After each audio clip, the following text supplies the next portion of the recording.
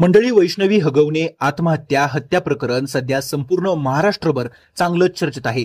पैशांसाठी वैष्णवी हगवणे हिचा छळ करून तिला आत्महत्येस प्रवृत्त करणाऱ्या तिच्या सासरच्या लोकांना अखेर पोलिसांनी बेड्या ठोकल्या आहेत.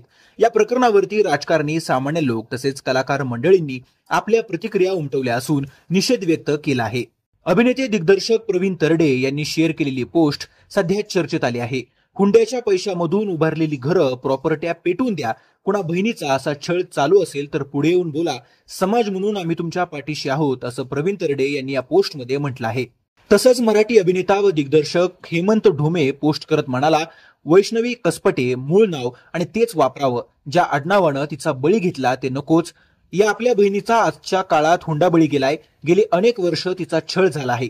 चूक दोन्ही बाजूंची आहे, सासरकडच्यांची आणि हुंडा देणाऱ्या आईबापाची सुद्धा. लवकरात लवकर कठीण कारवाई झाली पाहिजे आणि यापुढे आपल्या महाराष्ट्रात तरी अशा घटना होऊ नयेत म्हणून आरोपींना कडक शिक्षा झाली पाहिजे.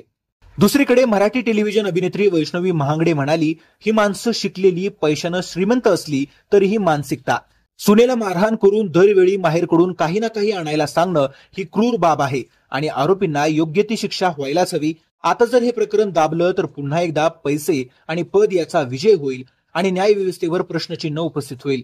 यावर आता वचक बसणं गरजेचं आहे, असं म्हणत तिनं मुख्यमंत्री, उपमुख्यमंत्री यांना टॅग करत आपली लाडकी बहीण असं म्हटलं आहे.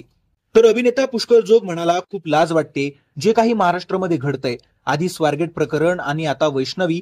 आपल्या भगिनी सुरक्षित आहेत का? एका मुलीचा बाप म्हणून भीती वाटते. आता पोस्ट टाकली की कोणीतरी ट्रोल करतच, पण आता गप बसून चालणार नाही. माणुसकी आणि आपल्या समाजातील निरागस बहिणींचा प्रश्न आहे. गुन्हेगारांना कठोर शिक्षा द्या. जस्टिस फॉर वैष्णवी, असं पुष्कर जोगनं त्याच्या पोस्टमध्ये म्हटलं आहे. तर मंडळी, या सगळ्या प्रकरणावर तुमची काय प्रतिक्रिया आहे ते कमेंट करून नक्की कळवा. धन्यवाद.